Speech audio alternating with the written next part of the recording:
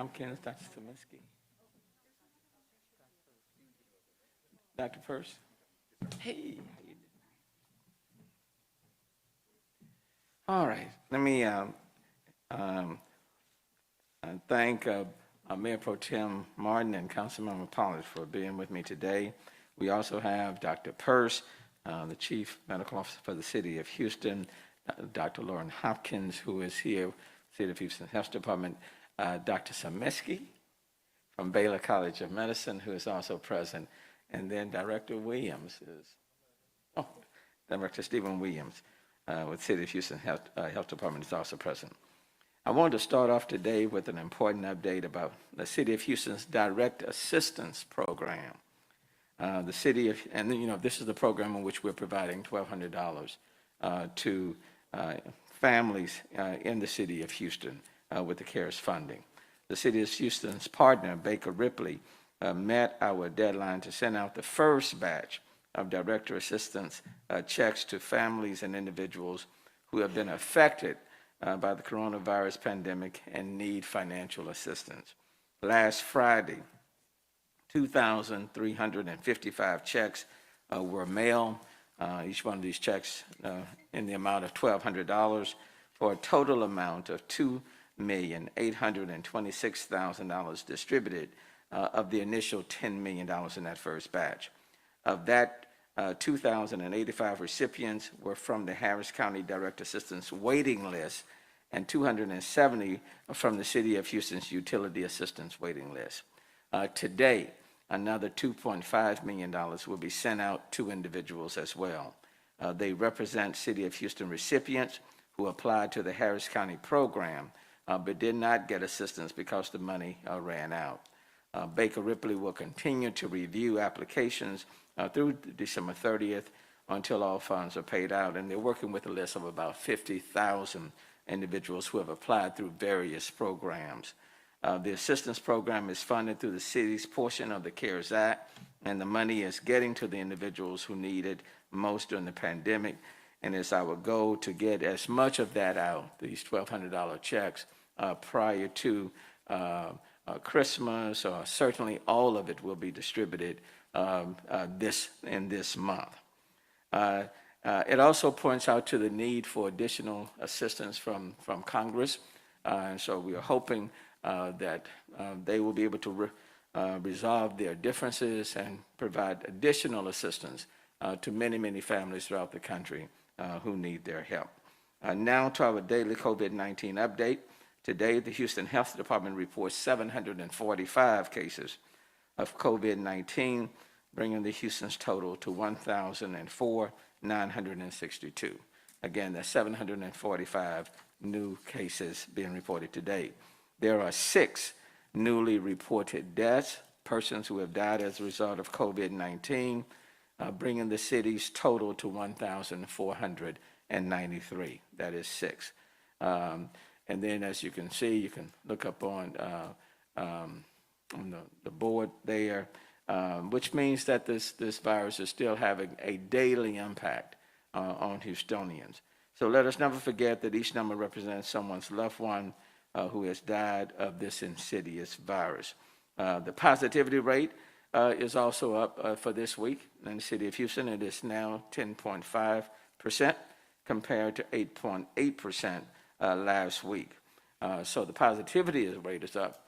However, I will say that, Dr. Purse, when I looked at the daily numbers this morning from TMC, all the hospitals, the reproduction rate was down. It was now under 1. And when it's under 1, that indicates that the virus is slowing down. And so we just have to continue to look at it week by week to kind of see. So that's the good news. And then today, the number of people in our hospitals were right at 1,200, which was kind of roughly half of the numbers that we saw during the summer. And then in terms of the ICU, we are still operating, as of today, in that the first phase. We're not in surge capacity, but close.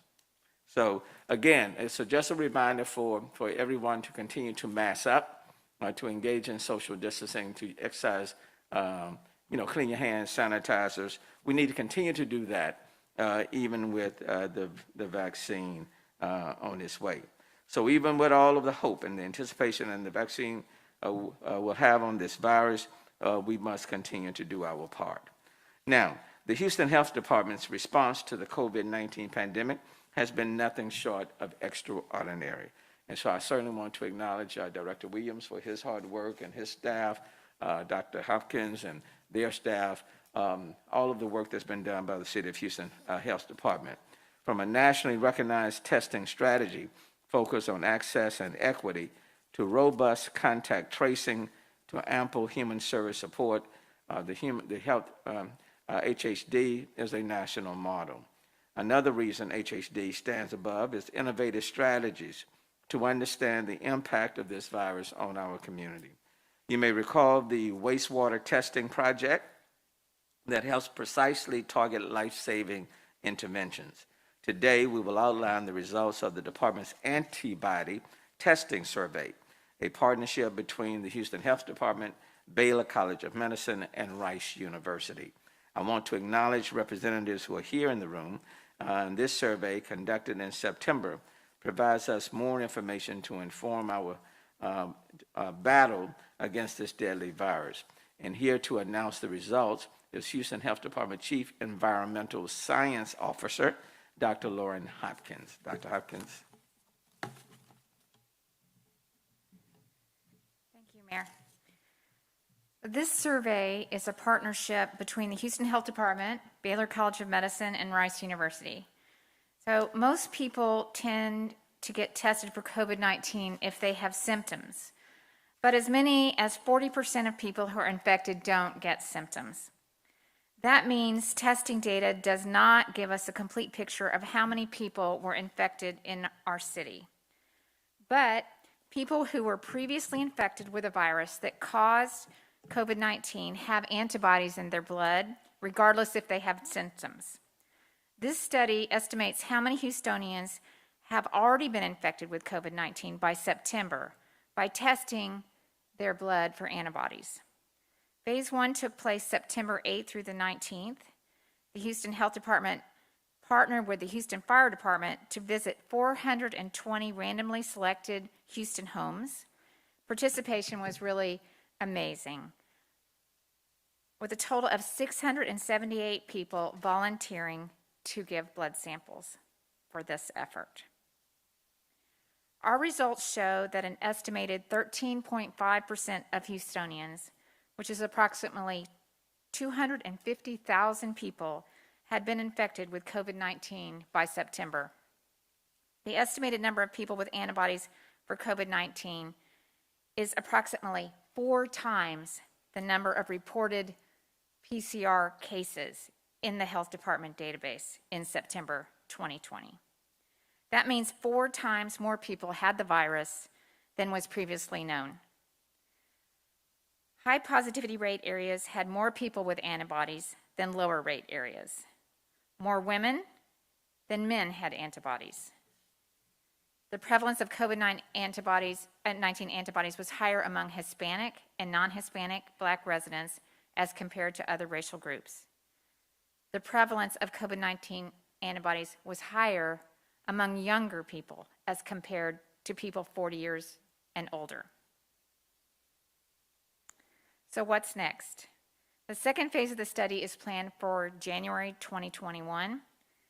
It's 2 phases, or 2-pronged. People who tested positive for COVID-19 antibodies will be asked if they'd like to be retested, and that is to measure the amount of antibodies they have 4 months later that we found in September.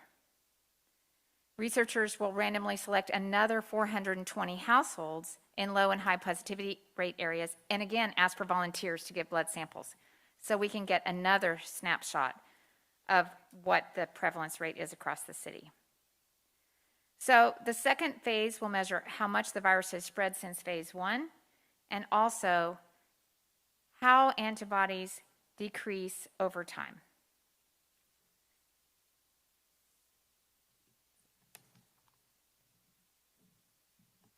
We'll certainly come back to questions to Dr. Hopkins. Fascinating survey, which reflects that the virus was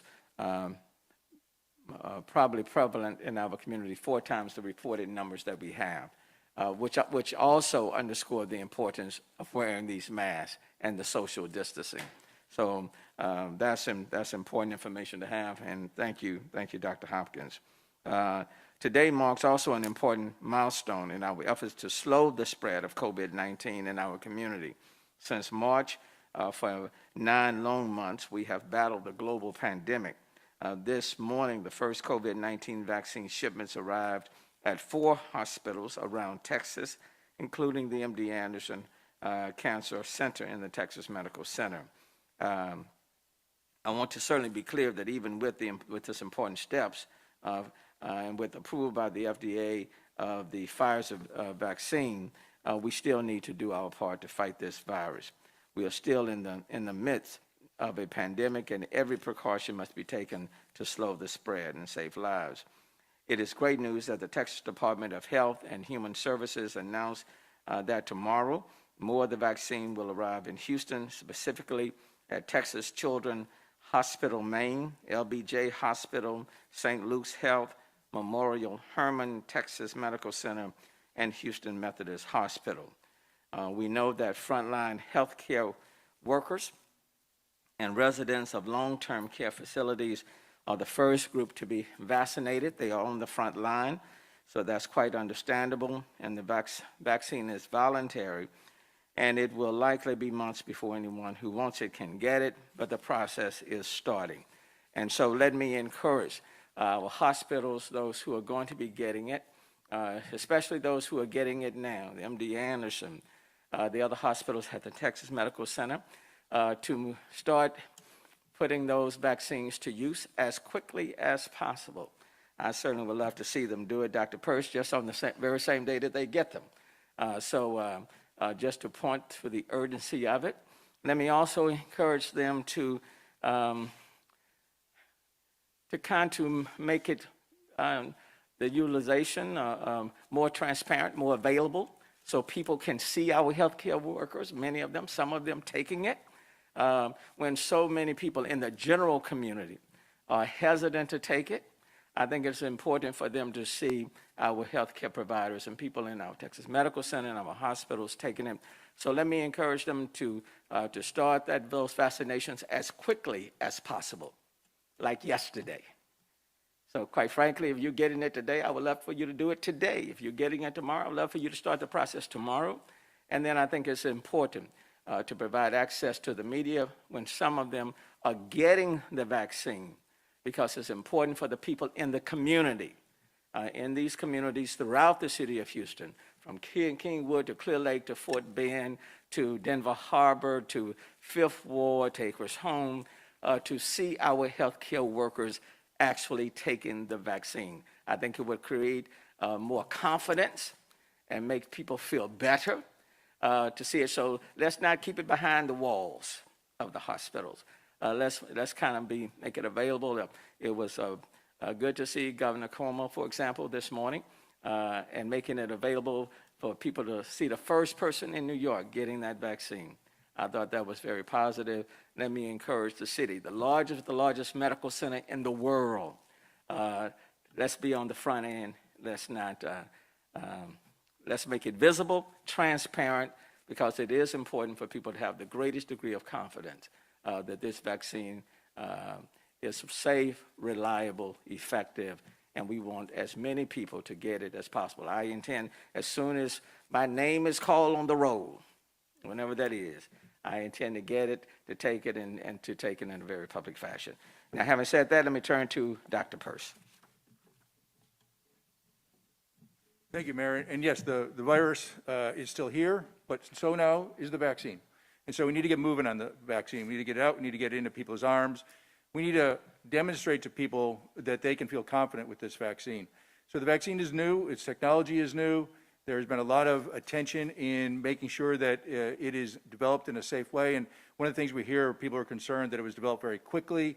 And yes, it was developed quickly in less than a year, but the technology behind this new vaccine actually goes back to 15 years ago when we first dealt with SARS-1. So there's nothing really new about the technology. It was all set up, ready to go, had been tested, had been proven in other vaccine trials with SARS-1.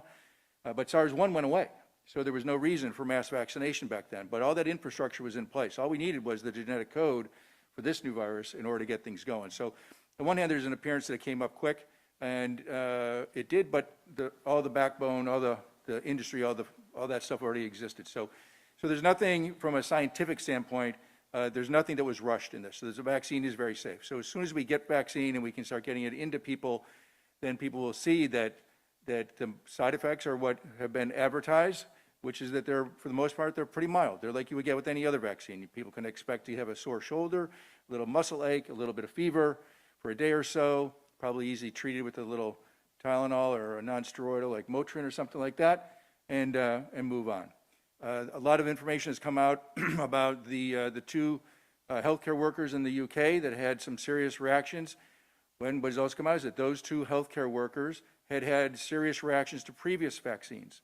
And so one of the things that we've come to learn as we look at it is that they actually had allergic reactions to previous vaccines. And what we now know is that if you've got allergies to other things like peanuts or shellfish or to latex or something like that, those are not reasons to be worried. You really only need to be concerned if you had a reaction to a previous injected medicine or vaccine. So let's get those vaccines out and get them going. And then the other thing I just want to comment on is the prevalence study shows that the amount of people that have been infected in Houston is 4 times what we thought it was.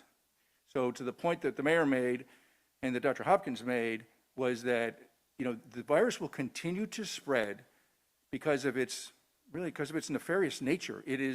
With so many people being asymptomatic, it is the sneakiest of viruses.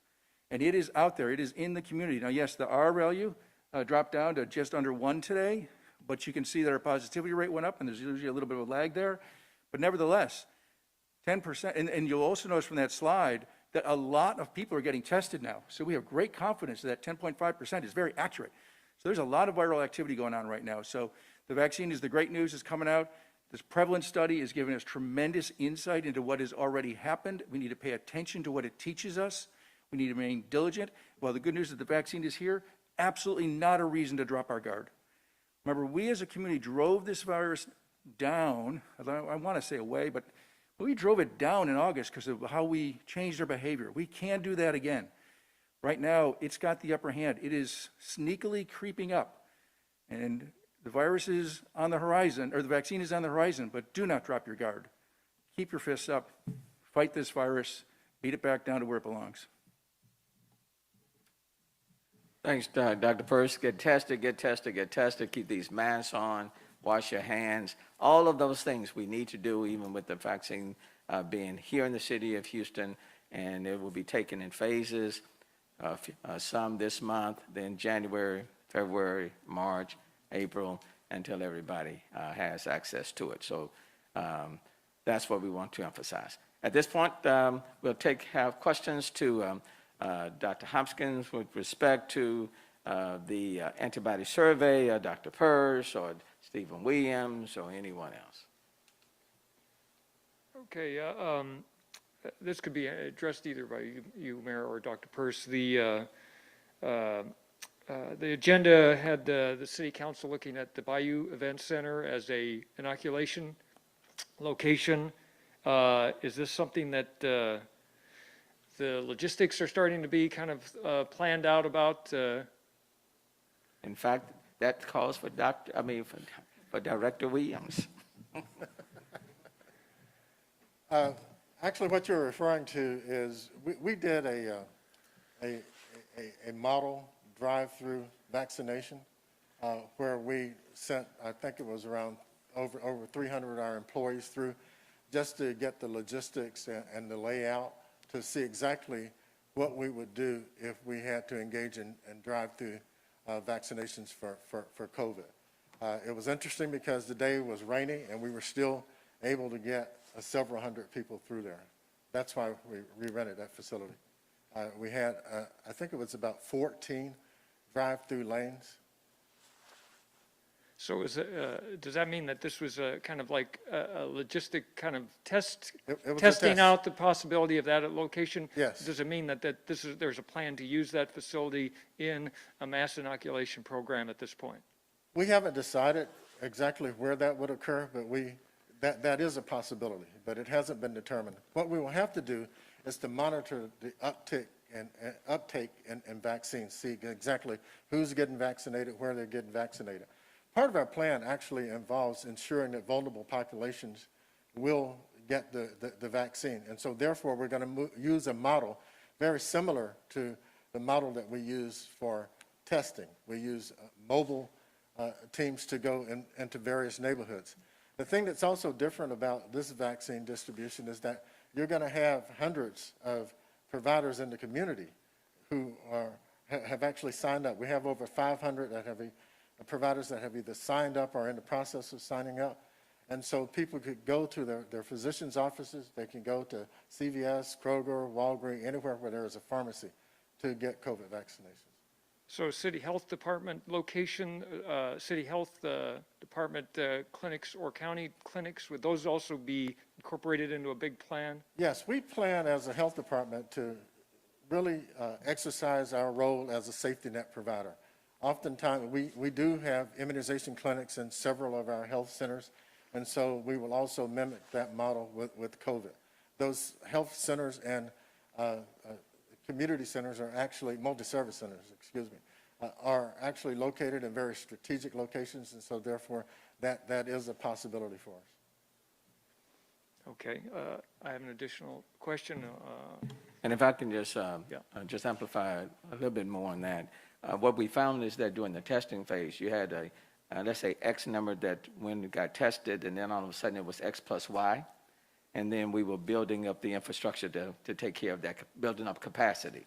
We're anticipating people may be hesitant right now, but I think as they witness other people taking it, seeing the minimum side effects, if any, then more people will want to be vaccinated as we move forward. So we want to make sure that we work to build that capacity on the front end rather than waiting and having to respond after the fact.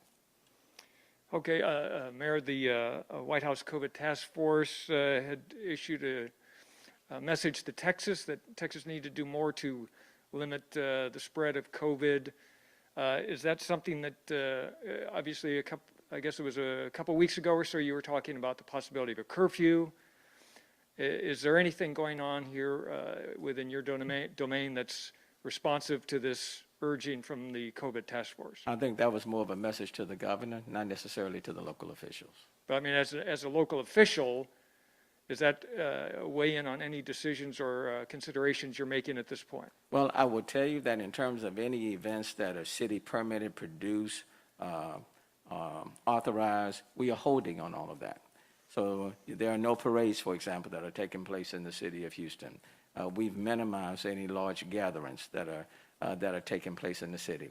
Our employees, for example, are still operating remotely in many cases. I've just extended that through the month of January. So we are doing that.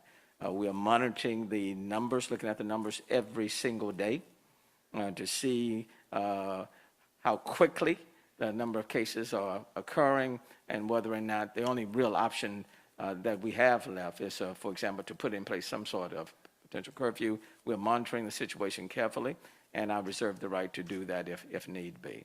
But all of the other tools that we had in March and April, those have been taken away by the governor, and so that directive was more aimed towards the governor, not necessarily to the local officials. As far as the curfew, would you say that you're at the same position regarding a potential curfew as you were a couple of weeks ago, or are you maybe even a little closer to that option? Well, we're looking at the numbers, the matrix as a whole. For example, like the R rate is down to today than it was, for example, last week. The number of hospital beds is now, I think it was like 1,201 this morning. During the summer, it was like 2,400.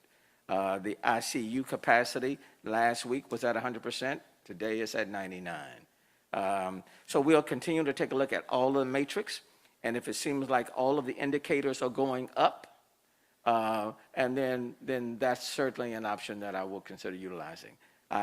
Quite frankly, it is already prepared and ready to go if I decide to move in that direction. So we'll just continue to look at the numbers.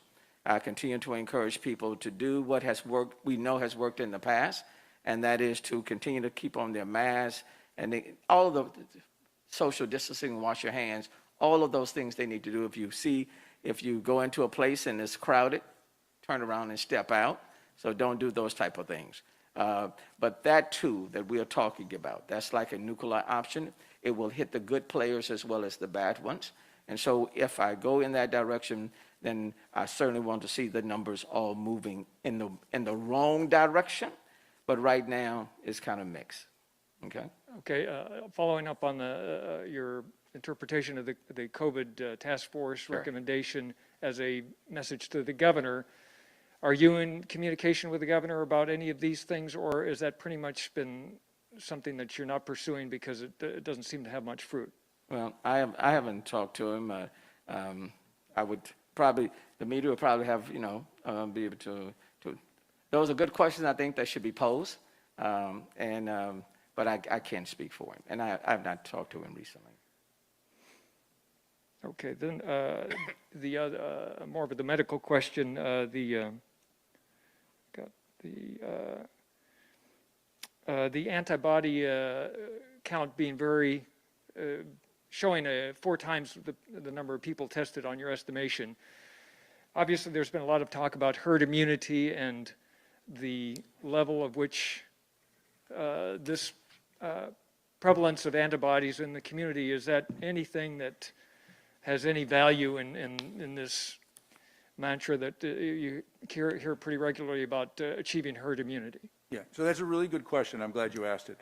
So we now know that in September, the number of people in the community that had been infected and had antibodies, which suggests that they had some level of protection against being reinfected, was at 13.5%. What the second part of this study is going to do, as Dr. Hopkins pointed out, is we're going to go back, we're going to test those people again and see what their antibody level is. Because if it's dropped off and some of those people have no antibodies left, that'll give us an idea as to how long the immunization lasts from natural infection. So herd immunity, we are estimating, based on experience with other viruses, that for this virus, we would need to have 70+% of the population to simultaneously be immune from infection, such that if the virus is well, the virus will already be here, but it won't be able to spread. There won't be enough people to get infected to spread it to another another person. So we think it's got to be about 70%. So we know that in September we're at 13.5. So in January, remember they're going to retest folks from before. We'll find out if they've maintained that immunity. There's also another 420 households which will be tested. So for that, we'll be able to find out if the 13.5% has gone up to or gone down, right? But it'll be really interesting to see. And then the other thing which the vaccine producers are doing is they're doing similar studies with some of the folks who get vaccinated to see how long their immunity lasts. Because if people become immune, but only for a short period of time, then our herd immunity is going to fluctuate with that. We've got to hit 70%. And so this is another reason why everybody needs to consider getting vaccinated, because if we only have a small percent of the population getting vaccinated, the virus is going to continue spreading. We have got to, if we want to stop wearing masks, if we want to have our businesses open, if we want to have the schools back to normal, we as a community, as a nation, as a global population, we have got to get to herd immunity. And so if that means my arm gets a little sore and I get a little fever for a couple of days, then so what? And if I have to do that once a year, so what? I don't know if I answered your question. Okay, just to follow up on the study that you're about to do to see if there's a residual, to try to measure the residual antibodies. Is that, I haven't heard a lot about the science of how long people who've been exposed tend to continue to have some, resistance to reinfection. Is this something that could be medically significant beyond Houston? Oh, absolutely. Yes, absolutely.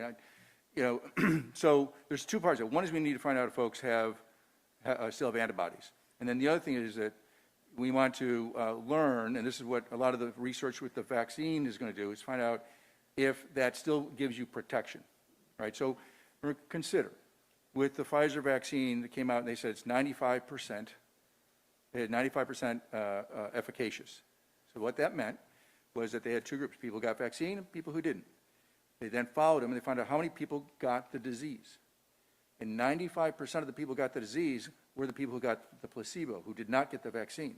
But 5% of the people who got vaccine still got ill. much smaller number, but not zero, right? So that may be due to one of two things.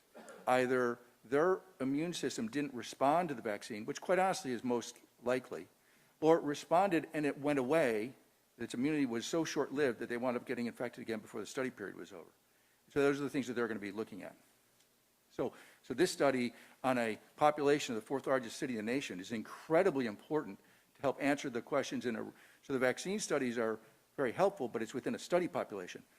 This study is looking at real-world population in the fourth largest city in the nation to get real-world answers. And how soon do you think you'd actually be able to release the results of that thing if you're testing in January? Is it going to That take is a a month? question definitely for Dr. Hopkins or Dr. Szymanski, but not for me. So like, at what point would the public and the medical community get that kind of information?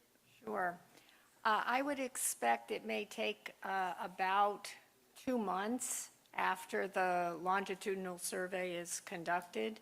Again, and this would allow for time for the analyses in the laboratory as well as for the evaluation of the data so that we can come up with the population-based estimates that Dr. Peirce just mentioned.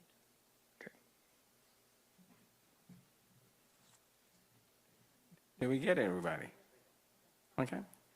Okay, we're good? All right. You want to talk to me in Spanish? We can talk on the side a little bit later on.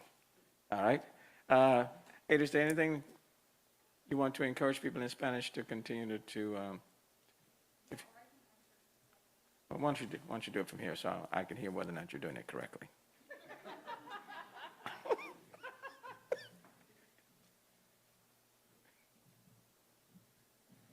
Buenas tardes. Bueno, como tenemos las noticias de las vacunas que ahora están en el Texas Medical Center, que se están distribuyendo a nuestros trabajadores que trabajan en los hospitales, les pedimos que por favor sean pacientes y que sigan usando, ¿verdad? Sus máscaras, sigan practicando la distancia social y igual que no vayan a lugares donde haya mucha gente.